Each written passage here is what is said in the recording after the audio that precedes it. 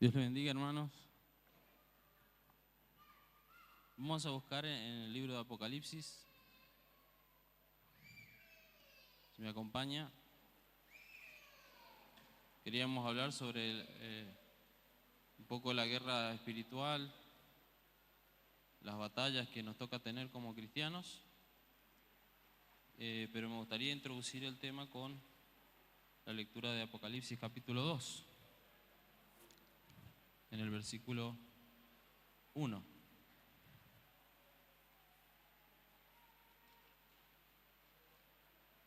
Vamos a tratar de ser breve.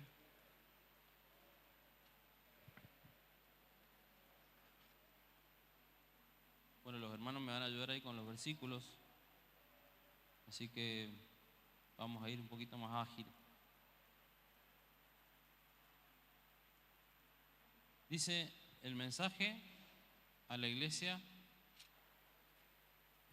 a las 7 iglesias, y es el mensaje a Éfeso, porque vamos a meditar un poco en el capítulo 6 del libro de Efesios, así que téngalo a mano ahí. Dice: escribe al ángel de la iglesia en Efeso, el que tiene las 7 estrellas en su diestra, el que anda en medio de los 7 candeleros de oro, dice esto: yo conozco tus obras y tu arduo trabajo y paciencia, y que no puedes soportar a los malos, y has probado a los que se dicen ser apóstoles y no lo son,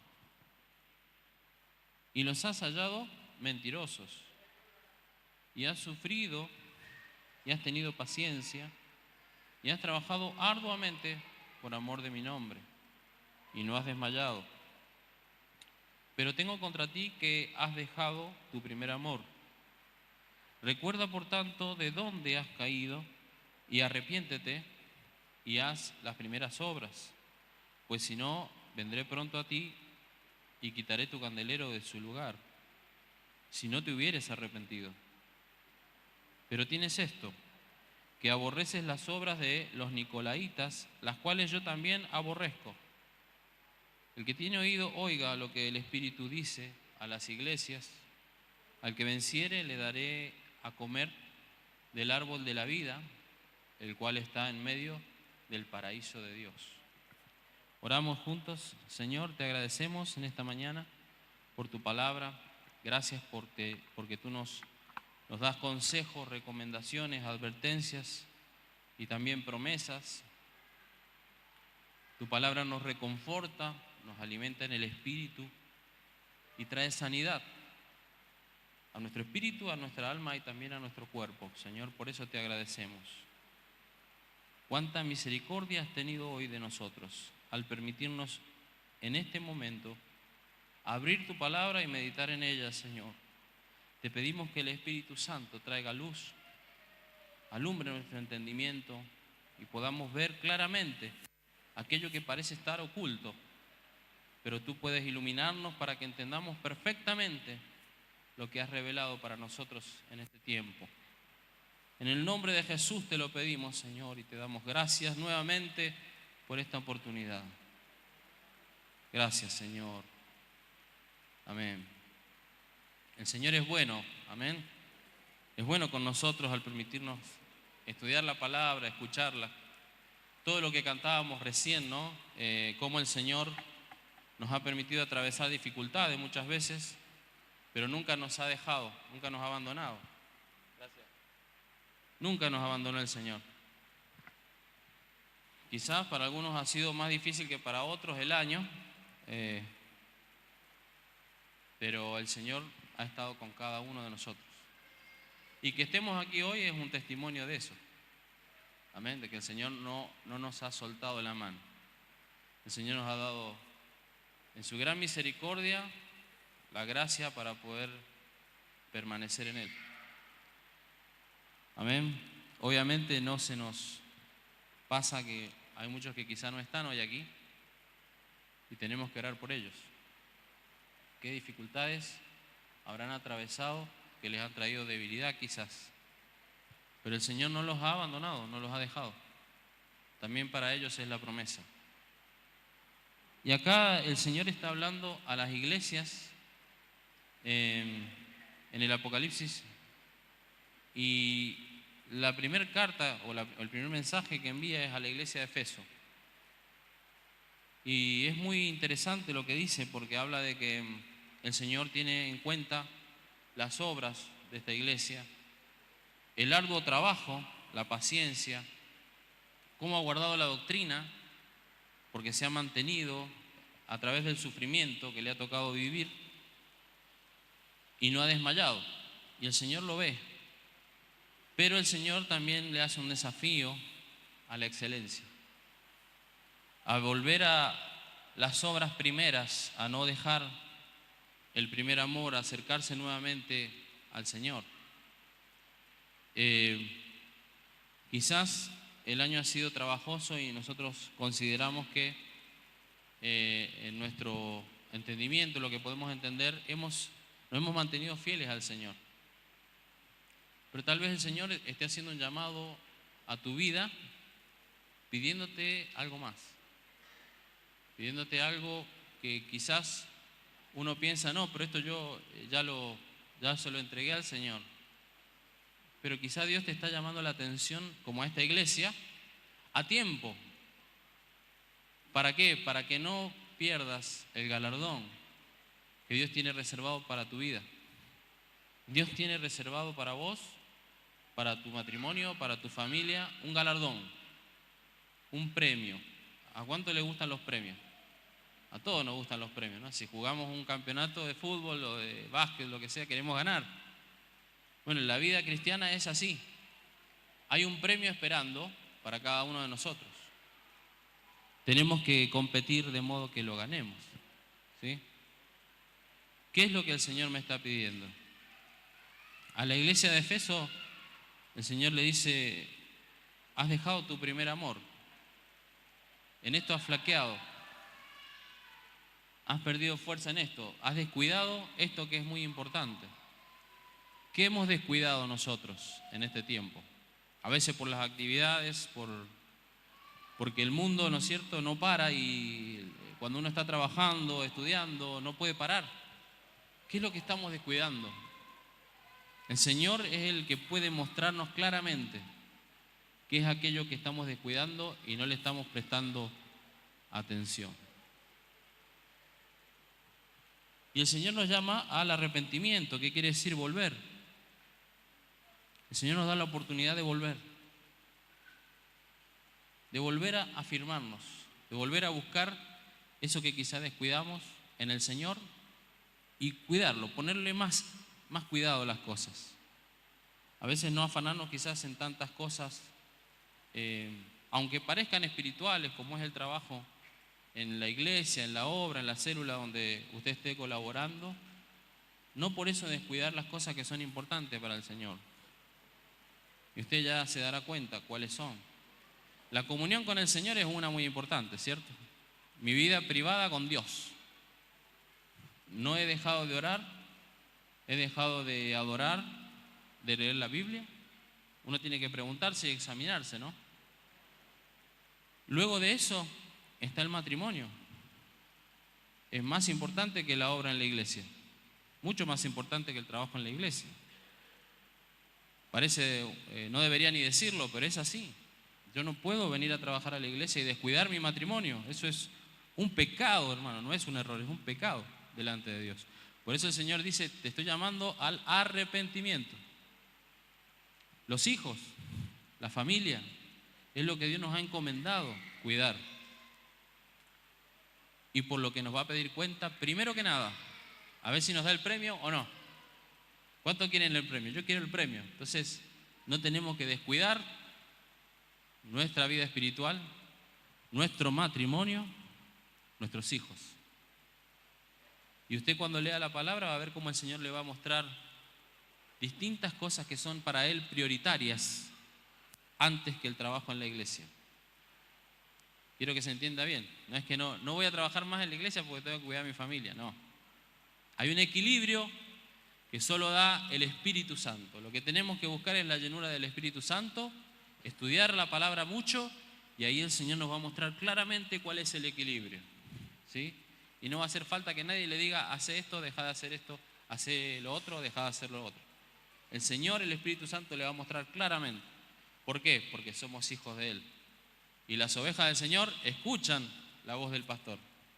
Amén.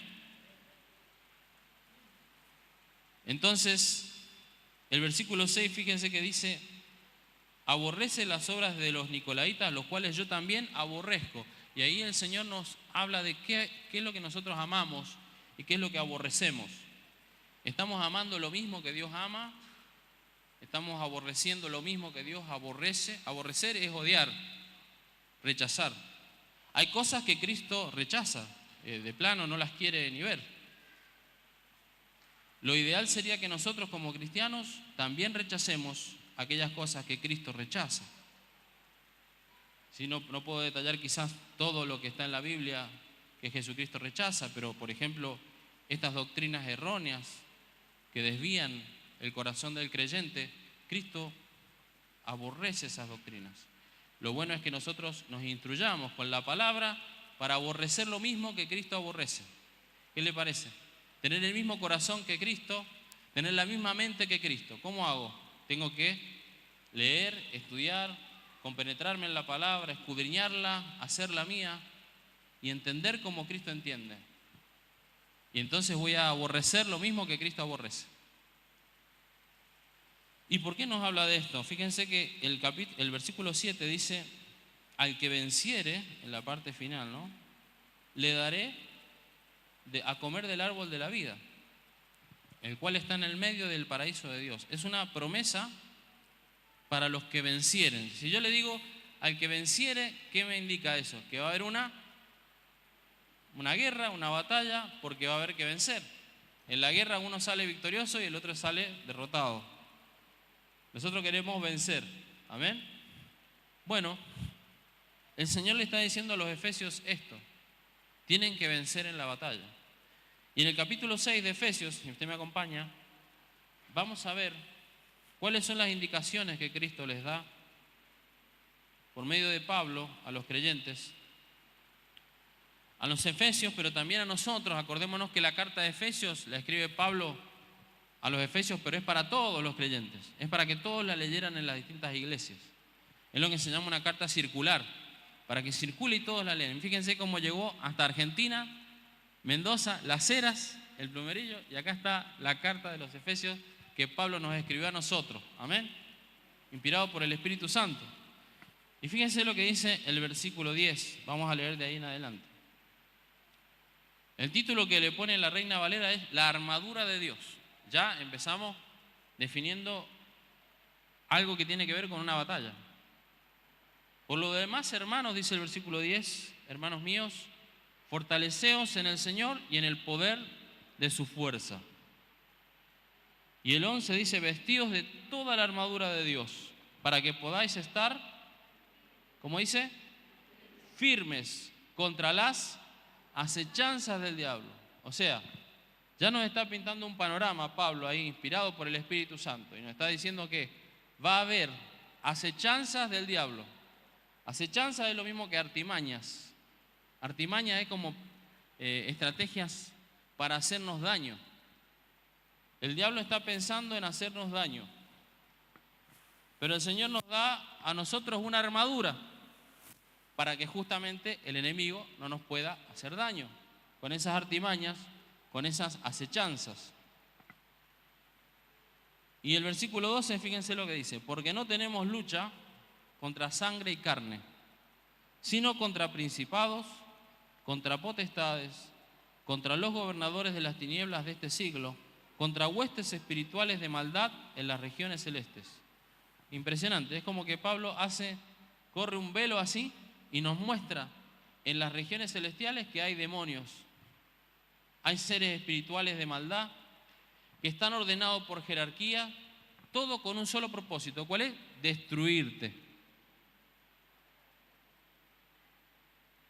¿Será importante conocer la armadura de Dios? ¿Es fácil pelear con alguien que uno no puede ver? ¿Verdad que no? ¿A dónde le pego? ¿Cómo le pego? ¡Pum! Me pegan a mí, yo no sé cómo. Pelear con el hombre invisible, ¿no es cierto? Así es la lucha espiritual. Si yo quiero actuar físicamente y si me enojo con el vecino, por ejemplo, que me echa sal en la puerta de la casa, un sapo con una boca cocida y adentro la foto mía. ¿No se lo han hecho? ¿Ya se lo van a hacer? No. Pero, ¿qué, me voy a enojar con el brujo de la esquina, con el vecino? No, porque ellos son carne y sangre igual que yo, ¿cierto? Son títeres de Satanás, los usa el diablo. Pero no tienen poder sobre nosotros. Los que están tratando de hacernos daño son esos seres espirituales de maldad, que dice Pablo acá. Y esos sí son muy astutos, acechan, están escondidos para que no lo vea y tratan de atacarlo, tratan de hacerlo enojar, que usted pelee con el vecino, que pelee con la esposa, que pelee con los hijos, que se pelee en el trabajo, que no escuche la voz de Dios. El diablo está trabajando para eso.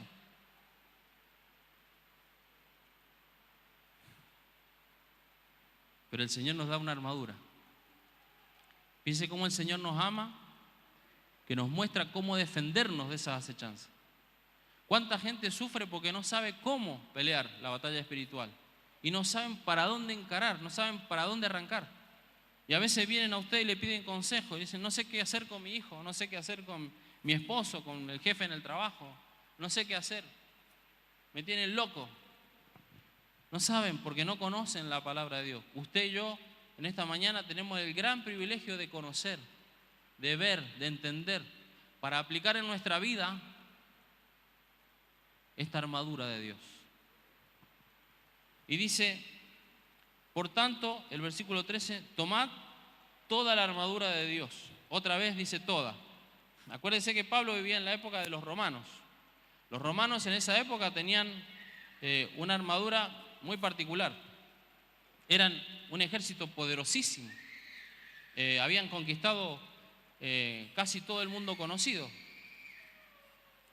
Y la armadura que tenía el soldado era como la va a describir ahora Pablo. Yo voy a tratar de describirla un poco, dibujarla a ver cómo era, para ver para qué sirve. Pero Pablo tenía en mente ese soldado romano, porque él era ciudadano romano, que era parte del imperio más grande de ese momento. Dice, toda la armadura de Dios para que podáis resistir en el día malo y habiendo acabado todo, estar firmes. Acá hay una buena y una mala noticia. ¿Cuál es la mala noticia? Que el día malo viene, ¿sí? Puede ser hoy, puede ser mañana, en un mes, en un año, en 10 años. No sabemos cuándo, pero el día malo está. Jesucristo ya lo dijo, ¿o no? La casa va a recibir vientos, ríos, tempestades que van a querer derribarla. La que esté fundada sobre la roca no se va a derribar. La que esté fundada sobre la arena se va a caer. Pero las dos casas van a recibir embates del enemigo. Y lo mismo está diciendo Pablo acá. El día malo va a venir, pero usted es distinto. Usted es parte del pueblo de Dios. Usted no tiene por qué ser arrastrado por el enemigo. No tiene por qué sufrir daño de Satanás. Porque usted es parte del cuerpo de Cristo. Tiene que ponerse la armadura y resistir. Eso está diciendo Pablo acá, resistir. ¿Saben lo que es resistir? Resistir. Mantenerse firme.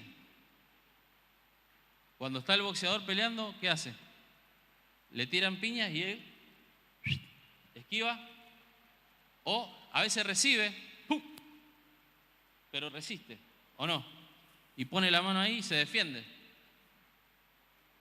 Tenemos que resistir los embates del enemigo. Pero para eso está la armadura. Dice, estad pues firmes, el verso 14, ceñidos vuestros lomos con la verdad.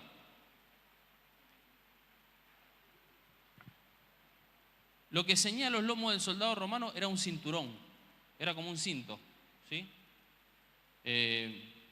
Era un cinto fuerte, porque ellos usaban una camisa interna que era suelta, la camisa estaba siempre suelta. Pero cuando iban a la batalla, se ponían el cinturón. Es decir, cuando se ponían el cinturón era porque iban a pelear. Y ya no había vuelta atrás. Ceñirse con el cinturón de la verdad es comprometerse con la verdad de Cristo. a costa de lo que sea. No negar la verdad del Señor, defenderla y luchar por ella todo el tiempo, comprometidos. Yo acá puse que el cinturón simboliza un poco el compromiso. Ya no hay vuelta atrás, no vuelvo atrás. Si tengo el cinturón puesto, no voy a mirar más para atrás. Voy a mirar a Cristo y seguir hacia adelante, porque tengo el cinturón de la verdad puesto. No lo tengo colgado en el armario, no lo tengo guardado porque soy un soldado y estoy en la batalla. Entonces el cinturón está puesto y bien ajustado para que nadie me tironee la camisa. Imagínense si Messi jugando tuviera una camisa suelta, ¿qué pasa? Los otros lo agarrarían de la camiseta y lo frenarían, ¿cierto? Bueno, ¿y qué hace él? Se usa una camiseta bien ceñida, ¿cierto? Dígame que sí, porque si no soy el único que ve fútbol acá. Miente, hermano, ¿eh? Somos campeones mundiales todavía. ¿Por qué usa la camiseta ceñida? Porque lo quieren manotear todo el tiempo, ¿o no? Entonces el soldado romano hacía eso. Como tenía esa camisa suelta, se ponía el cinturón y se la ajustaba porque el otro soldado le iba a querer agarrar de ahí para clavarle el cuchillo. Entonces se defendían de esa forma. Ese compromiso, ese nivel de compromiso, de cuidado, es el que tenemos que tener. ¿Con qué nos tenemos que ceñir? Con la verdad. La mentira no puede formar parte de nuestra vida. La mentira no tiene cabida en el cuerpo de Cristo. La verdad tiene que ser el cinto que nos comprometa a seguir a Cristo. Amén. El verso 14, parte B, dice: y vestidos con la coraza de justicia.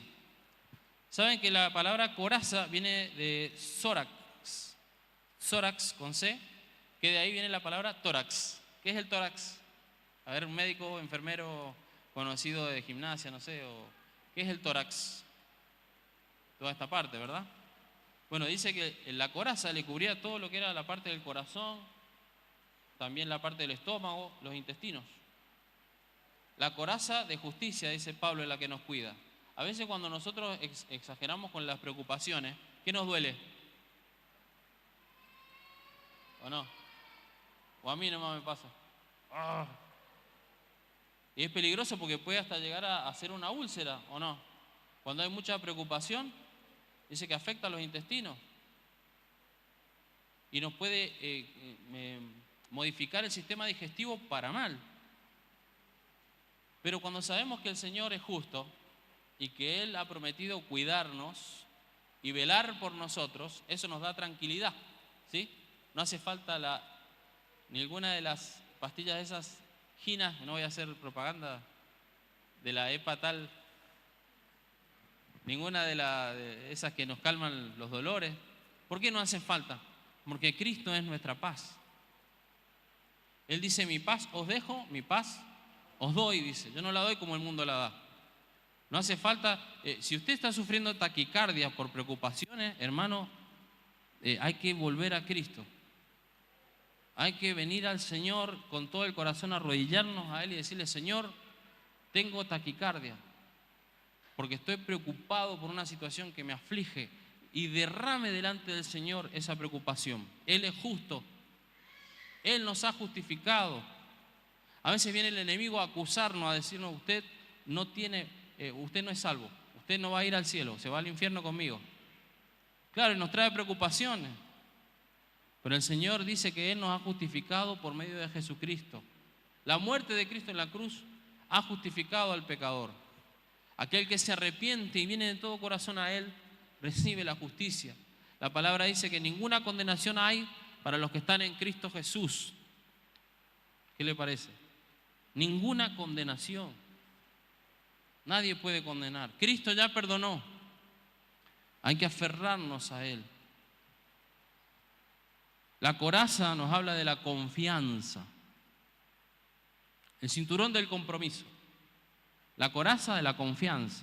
Creo en la palabra de Dios. Creo en lo que dijo el Señor y sigo fiel en su camino hasta el final. Luego el versículo 15 dice: calzados los pies con el apresto del Evangelio de la paz. El calzado que usaban los romanos era tenía como unos cordones que se ataban, largos, para tenerlos bien firmes, porque no podían ir a pelear descalzos. Imagínense que había piedras, espinas, etc. Tenía que cubrirlos y cuidarlos de eso, que ellos pudieran pelear, moverse tranquilamente. La forma en que caminaban en un terreno hostil era el calzado lo que los protegía. A nosotros, en este terreno hostil, donde no somos bienvenidos en esta tierra, porque no nos quieren, porque somos peregrinos y extranjeros, no somos como el mundo, no somos mejores que ellos, pero somos distintos. Creemos en Cristo, creemos en otra cosa. Nos guardamos en santidad porque el Espíritu Santo nos inspira a andar en el camino del Señor. Entonces a la gente le molesta cómo somos, pero el Evangelio de la paz nos cuida los pies para que no suframos daño. El Evangelio nos enseña cómo conducirnos en esta tierra, cómo tenemos que tratar con la gente, con los vecinos, con los hermanos, con los familiares, los que conocen a Cristo y los que no conocen a Cristo, y nos da paz. Pero es necesario ponernos el calzado del Evangelio. A veces me quiero olvidar que soy evangélico y me saco los zapatos. Es decir, a este lo doy vuelta a un sopapo. Y me olvido de que soy evangélico. ¿Sabe qué estoy haciendo? Me estoy descubriendo los pies. Me voy a lastimar. Tengo que cubrirme con el Evangelio de la paz. Y no reaccionar como reacciona el mundo. Porque ahora yo soy diferente. Soy distinto. Mira el hermano que tiene al lado. Es diferente. No es como antes.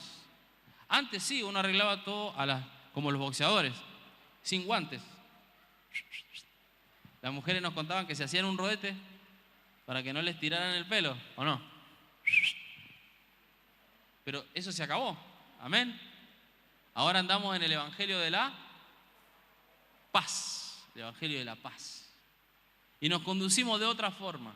Cuando hay problemas, vamos a la oración. Cuando nos hieren, perdonamos. Extendemos la mano como hizo Cristo con nosotros. ¿Qué le parece? Y eso nos da paz. Es una guerra espiritual. Y la vencemos espiritualmente. La palabra del Señor es espiritual. Por eso a veces le cuesta al mundo entender esto. ¿Cómo voy a perdonar a aquel que me hizo semejante daño?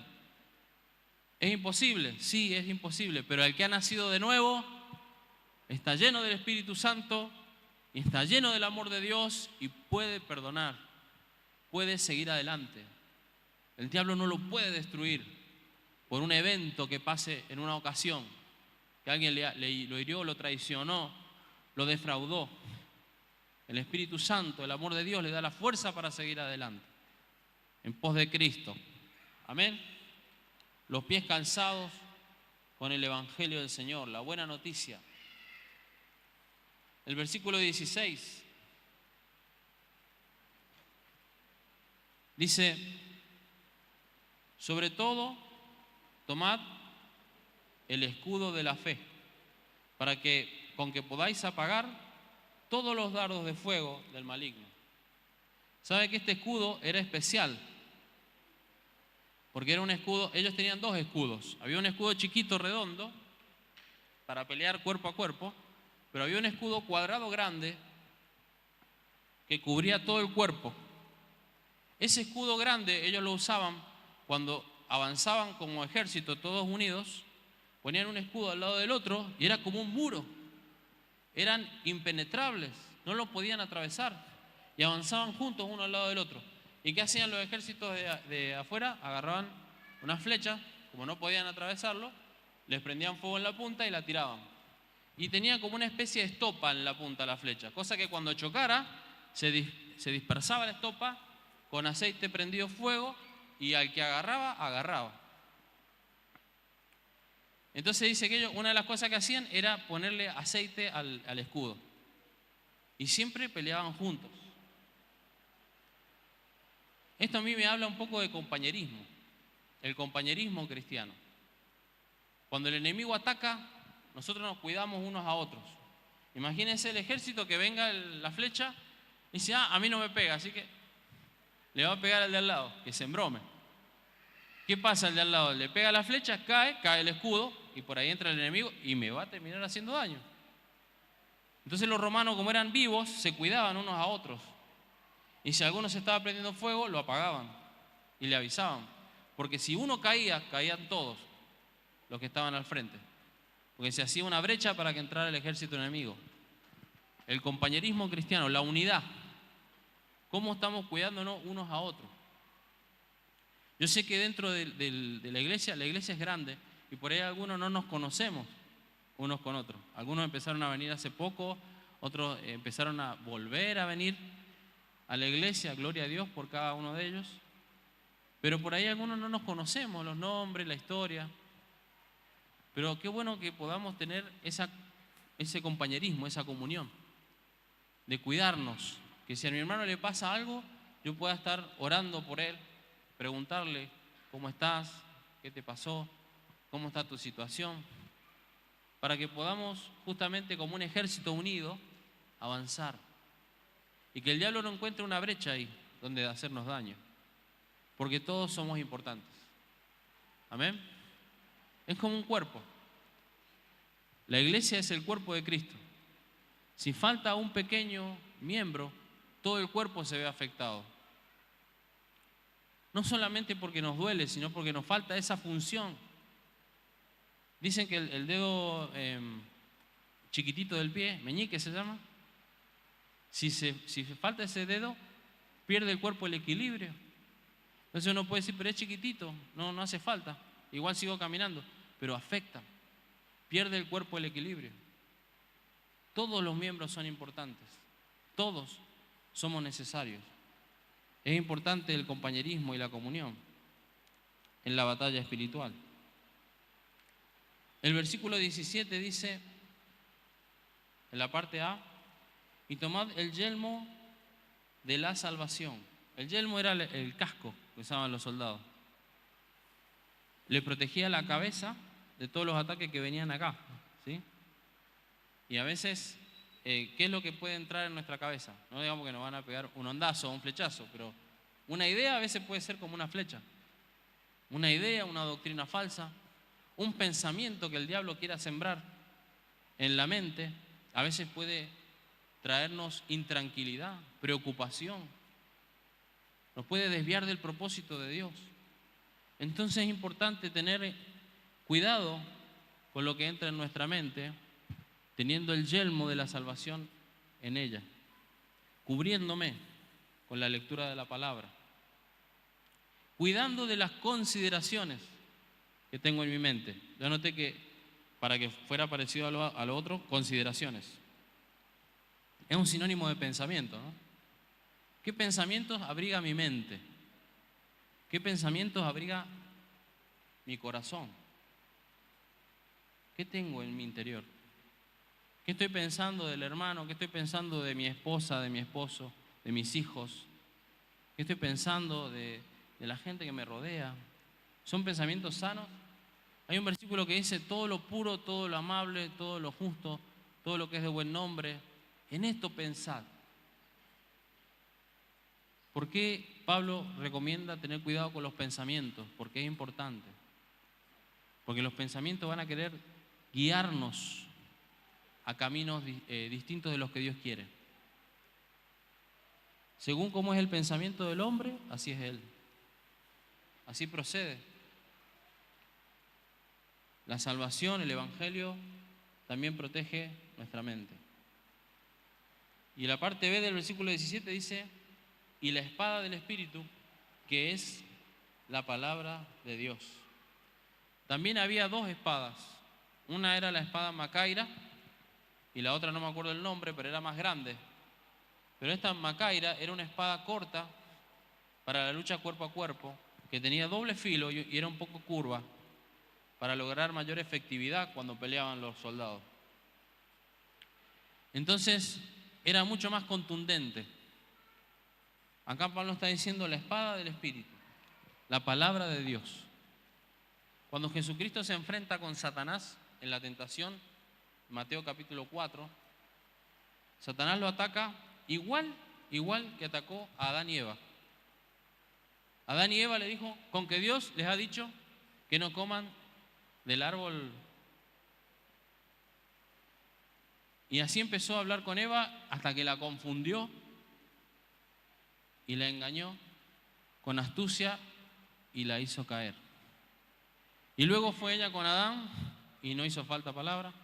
Adán comió, porque el hombre cuando hay que comer, ¿no es cierto? Come, ¿o no? Somos más sencillos. Tengo hambre, como. Ni discutió con Eva.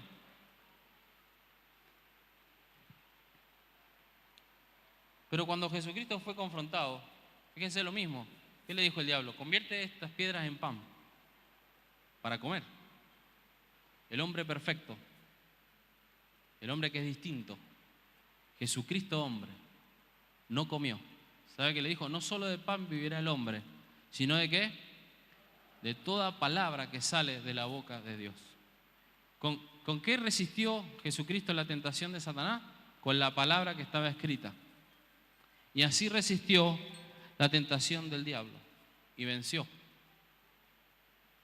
Nosotros estamos llamados también a ser como Jesucristo, resistir. Si quizá en otra ocasión caímos en la tentación, Él es fiel y justo para perdonarnos y limpiarnos de todo pecado. Pero de ahora en adelante podemos resistir, porque tenemos armas, tenemos la espada del Espíritu, que es la palabra de Dios, tenemos el escudo, tenemos la coraza, tenemos toda la armadura de Dios para usar y no descuidarnos. Lo decimos porque viene un año nuevo, ¿sí?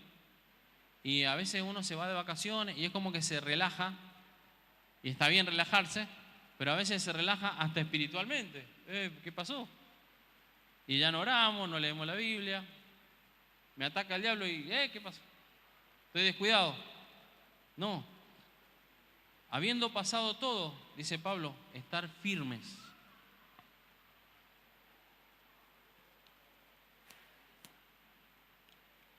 Hay otro versículo que dice que el que está firme, mire que no caiga. Que haya un receso en el grupo de estudio, que haya un receso en la iglesia, si bien las reuniones de domingo siguen igual, no significa que mi vida espiritual toma receso. ¿Se entiende? Al contrario, tengo que poner en práctica todo lo que he visto durante el año. ¿Qué estuve estudiando en la palabra? ¿Qué estuve haciendo en los grupos de oración? Tengo que ponerlo en práctica en el año, pero ahora también tengo que seguir evangelizando, tengo que seguir trabajando para el Señor espiritualmente, en mi casa sobre todo, porque es un tiempo quizás para estar en familia, donde el matrimonio puede compartir un poco más. Los hijos están un poquito más en la casa porque no hay clases. Algunos lo meten en la colonia de vacaciones, pero algunos no llegaron y lo van a tener que tener en la casa. Pero qué lindo tener el tiempo ese para compartir, conocernos, tener comunión, aplicar todo lo espiritual que hemos aprendido en el año. ¿Aplicar qué? El perdón, porque a veces no van a hacer lo que yo pienso que tienen que hacer. No me tratan como me deberían tratar. Entonces tengo que practicar el perdón, la humildad. Tengo que practicar el animar a mi hermano, cuidarlo, a mi esposa, a mi hijo. ¿Qué le está pasando? A mis hijas. ¿Se entiende lo que quiero decir? Es un tiempo para poner en práctica todo lo que hemos aprendido. No relajarnos espiritualmente, sino tener cuidado de nuestro espíritu. Y si viene el día malo, saber que todo tiene un propósito. Dios tiene propósito para nosotros. Me gustaría leer en Romanos 5:3.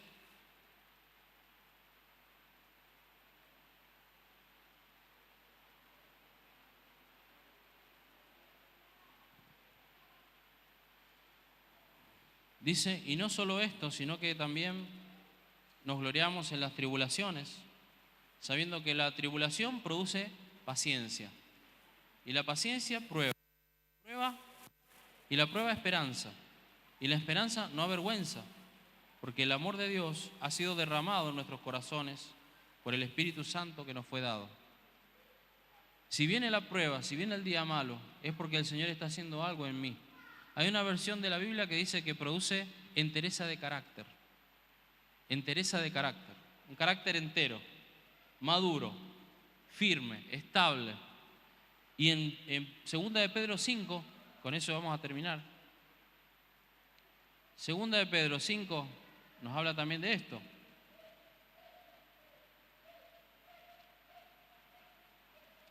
Fíjense lo que dice.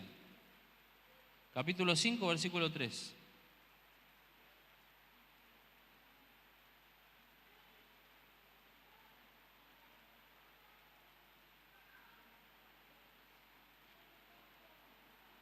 Capítulo 5. Capítulo... No está el 5 de 2 de Pedro. Es un error mío. Debe ser, a ver.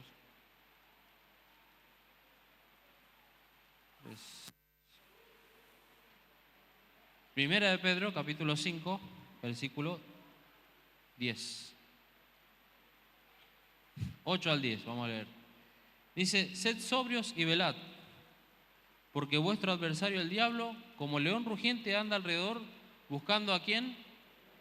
Fíjense que el diablo siempre anda alrededor y siempre está pispeando a ver quién está descuidado. ¿Sabe cómo caza el león? Dice que espanta al animal que viene en manada para que se separe de la manada y entonces lo ataca. Pero mientras está en manada no ataca. Cuando se separa, ahí lo ataca. Siempre está buscando ahí, rugiendo para que nos apartemos de la manada. En esta iglesia no te quieren, nadie te presta atención, no te conoce nadie. Entonces nos va alejando, porque es como que en vez de acercarnos, no me saludó nadie. Si no me saludó nadie, ¿qué tengo que hacer yo? ¿Qué tengo que hacer?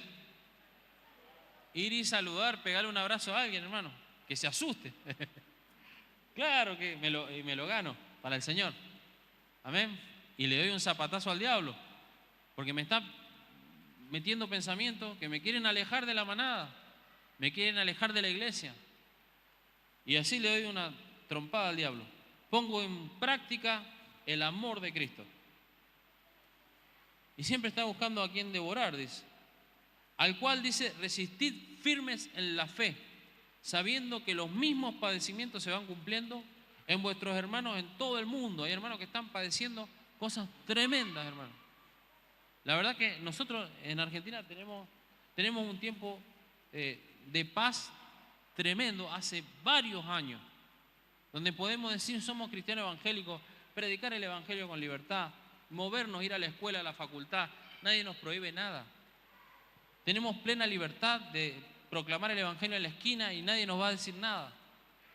Pero hay hermanos que no lo pueden hacer, están dando su vida por eso.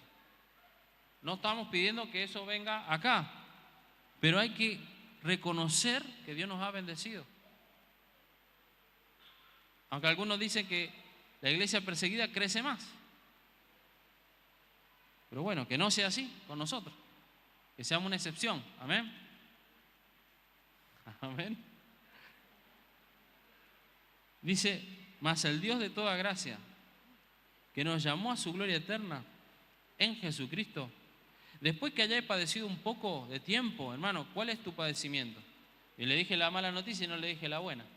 El padecimiento viene, el día malo viene, pero fíjense que dice acá, por un poco de tiempo, porque va a venir un tiempo de descanso también, va a venir un tiempo de refrigerio, va a venir un tiempo donde la prueba va a pasar. Quizás no hay persecución a nivel social o país, ¿no? Pero a veces sufrimos cosas personales, familiares, matrimoniales, que nos batallan permanentemente y nos quieren hacer caer y debilitar. Pero el Señor nos va a dar la fuerza. El Señor nos pide resistir un poco de tiempo en la fe, no aflojarle a la fe, porque vamos a tener victoria. Amén. Vamos a tener victoria. El Señor ya nos ha dado la victoria. Hay que resistir nada más. Resistir. No es fácil, no es simple, no es sencillo, pero hay que resistir en la fe, hermano. No debilitarnos. El Señor dice que después que hayáis padecido un poco de tiempo, Él mismo son 4 cosas, os perfeccione, os afirme, fortalezca y establezca. Hermano, el carácter cristiano El carácter cristiano maduro, entero, viene a través de las pruebas. No hay otra forma. No hay otra forma. Y a veces tenemos que atravesar las pruebas. Pruebas de económica, a veces de salud, a veces familiares. Pero la prueba tenemos que atravesarla porque va a pasar. Y si resistimos en la fe, seremos perfectos. Estaremos firmes. Estaremos fuertes y seremos personas estables que Satanás no puede mover de un lado para el otro como se le da la gana. Porque hemos atravesado la prueba y hemos salido victoriosos. ¿Qué le parece? No le estamos prometiendo una mentira, hermano. Estamos diciendo que la prueba viene, pero que va a ser por un poco de tiempo. Viene también el refrigerio después. Y cuando pase la prueba usted va a ver que es más firme, que está estable. Se va a sentir más completo en Cristo. ¿Por qué? Porque el Espíritu Santo lo ha hecho crecer, lo ha hecho madurar. Y ahora usted puede bendecir a otros. Puede ser de bendición para otros. Le invito a que se ponga de pie. El cinturón nos habla del compromiso. La coraza nos habla de la confianza. El calzado en los pies nos habla de la constancia en el Evangelio. El escudo nos habla del compañerismo. El yelmo de salvación nos habla de las consideraciones. La espada del Espíritu nos habla de la contundencia de estar en su palabra y no en mis propios pensamientos. El Señor quiere que seamos más que victoriosos. Eso dice la palabra, que somos más que vencedores en Cristo Jesús por medio de aquel que nos amó. Estamos hablando a un grupo de gente que muchos están atravesando pruebas tremendas. No ignoramos, pero el Señor es fiel. El Señor cumple su promesa, no porque yo o usted seamos mejores cristianos, no porque yo o usted no fallemos.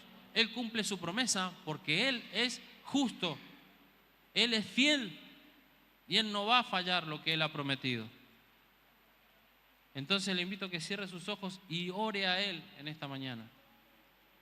Y juntos le digamos: Señor, te damos gracias por tu palabra, te damos gracias porque tú nos estás llamando a permanecer firmes.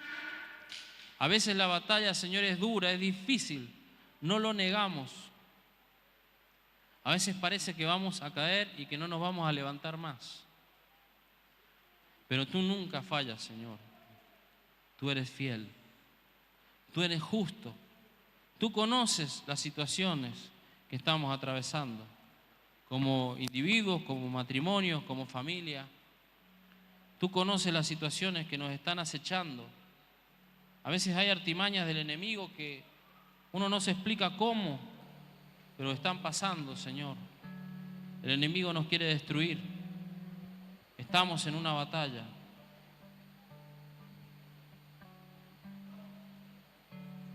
Pero nuestra confianza está puesta en ti. En esta mañana, Señor, sabiendo que hay una recompensa, que hay un premio, que hay un galardón, queremos rendirnos a ti una vez más. Porque hasta aquí, como decía el hermano en la oración inicial, tú nos has ayudado hasta aquí. Pero también nos vas a ayudar en adelante. Quizá los tiempos no son fáciles en distintas áreas, pero tú eres el mismo ayer, hoy y por los siglos. Nuestra única esperanza, nuestra roca firme eres tú.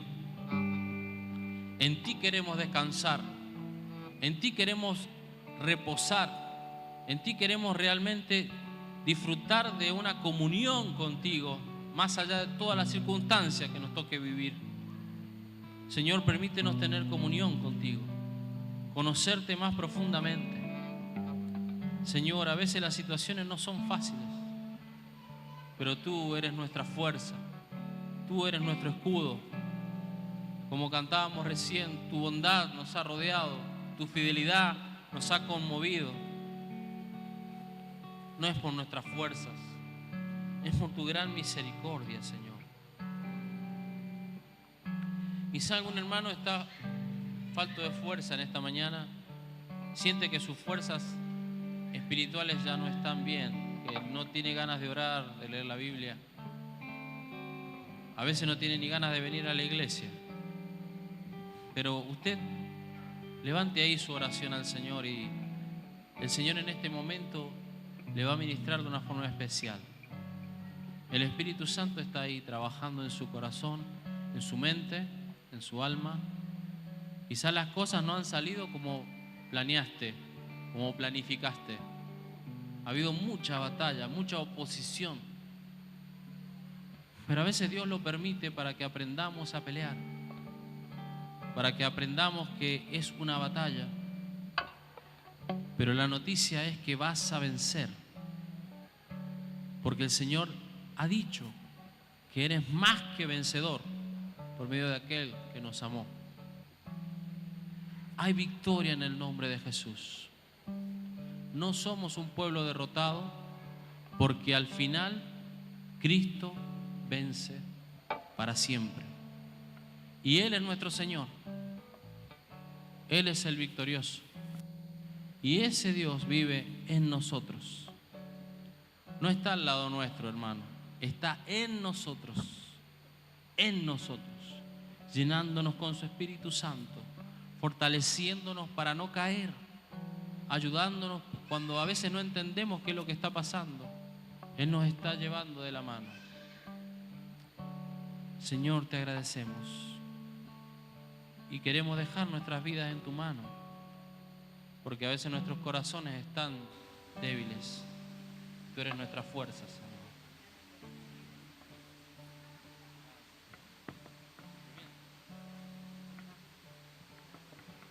Bueno, Dios le bendiga, hermano. Lo voy a torturar un poquito con una canción. Le voy a invitar a que se tome asiento un segundito.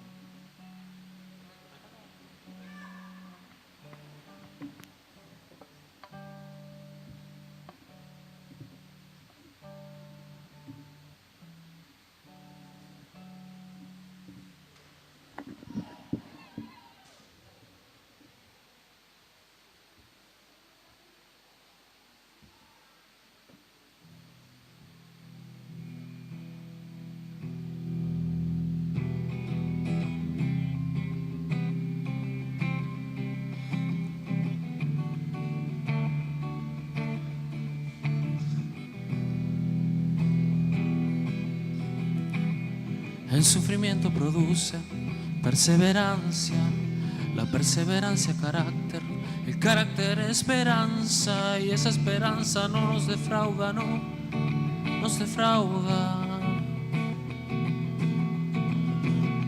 El sufrimiento produce perseverancia, la perseverancia carácter, el carácter esperanza, y esa esperanza no nos defrauda, no nos defrauda. Porque Dios ha derramado su amor en el corazón por el Espíritu Santo que Él nos ha dado. Porque Dios ha derramado su amor en el corazón por el Espíritu Santo que Él nos ha dado. Amén.